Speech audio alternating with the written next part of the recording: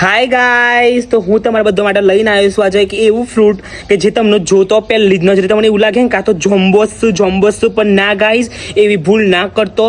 હાલ કેવું છે જો અણપાહંજન જોણો હું છે તો જ જોવાથી એકદમ કોઈ નક્કી નહીં કરી લેવાનું આવું જ છે.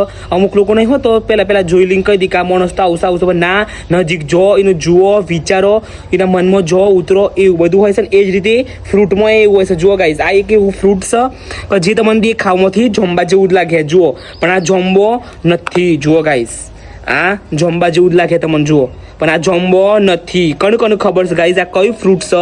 તો તમને કહું આ કયું ફ્રૂટ છે. શું કહેવાય મમ્મીઓ ને? ઓકલો. તો ગાઈસ આ ફ્રૂટનું નામ છે ઓકલું. તો ઓકલું કહેવાય. આ જોંબા જેવું જ દેખાય છે જુઓ, ટોચે જોંબા જેવી હે, બધું જોંબા જેવું છે જુઓ તમે. પણ આ ખાવાની સ્ટાઇલ આખી અલગ રીતે છે. જો તમને બતાવું હું, આનું ફોતરું નહીં ખાવાનું કારણ કે ફોતરું કડવું હોય છે. આ ગુંદાનો ભય જ છે, બીજો સમજી લેવાનું. એટલે ગુંદુ આવે છે ને ખાવાનું, ગુંદુ એના ફઈનો છોકરો કહો, માસીનો છોકરો કહો, મોમાનો છોકરો હે જુઓ. પણ ગુંદો થોડું ધોળા દેખાય છે ને આ થોડું આમ કાળા જેવું દેખાય છે. તો ઓને ડાયરેક્ટ નહીં ખાવાનું, ઓને આ રીતે ખાવાનું હોય છે. જુઓ તમને બતાવું, આ રીતે જો નીકળ્યું અંદરથી. અને આ જ ખાવાનું મેન. તમારો કંઈ ટાઈમ પાસ ના થતો હોય ને તો આના માટે મસ્ત વસ્તુ કાકા ખાતા થોડી વાર લાગશે તમને. જુઓ પેલા મન ભાવ હશે હા તો જ હું તમને ખવડાવું. કદાચ ના ભાવ્યું સારું ના નીકળ્યું તો હું પછી તમને ખવડાવી દઉં ને. લો સારું સખો. વાવ. અને તમને આ અંદરથી તો જંબુ જ લાગે કાકા. જંબાનો એક ફગો થતો હે, જંબુ જે હોય છે ને એના કદાચ કાકાનો છોકરો છે અને ગુંદાની માસીનો છોકરો છે. કારણ કે ઉપરથી જંબા જેવો દેખાય છે અને અંદરથી ગુંદા જેવો દેખાય છે. એટલે પેલો કાકાનો છોકરો છે ને કોઈ માસીનો છોકરો છે. હગો થાય છે ખરો ઓન ટૂંકમાં.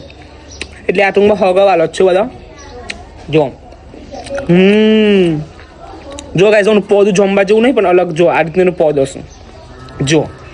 તો દુનિયાની અંદર આવો એક જો મોનસો તો હોય જ છે, પણ આવો ફ્રૂટ હોય છે જે એક જેવો દેખાતો હોય. પ્લસ પણ આનું ફોતરું કેવું છે ખબર છે? આમ થોડું આમ કડક છે. આનું ફોતરું કડક છે એટલે આમ અડ્યો ને એકદમ આમ કડક લાગે.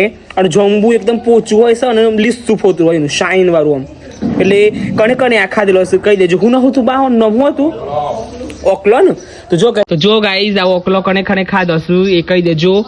અને કણોનું હચ્ચું નામ ખબર છે એ કહી દેજો, કારણ કે હું ખુદ કન્ફ્યુઝ છું અમુક સમયે. તો જો ગાઈઝ આ રીતનો દેખાય છે. જુઓ આ રીતનું હોય ઓકલું. જો એની અંદરથી આવું નીકળો. ઉપર થોડું પોચું ઓકલું લેવા દો. જુઓ ગાઈઝ આ રીતનું હોય. જોઈ તમે આને ખાવાનું. ઓકે હું ખાઉં. જુઓ સ્વીટ છે, થોડું ખાટું છે, બહુ સારું છે. જેને ખાધો હોય ને એ કોમેન્ટ કરજો. ઓકે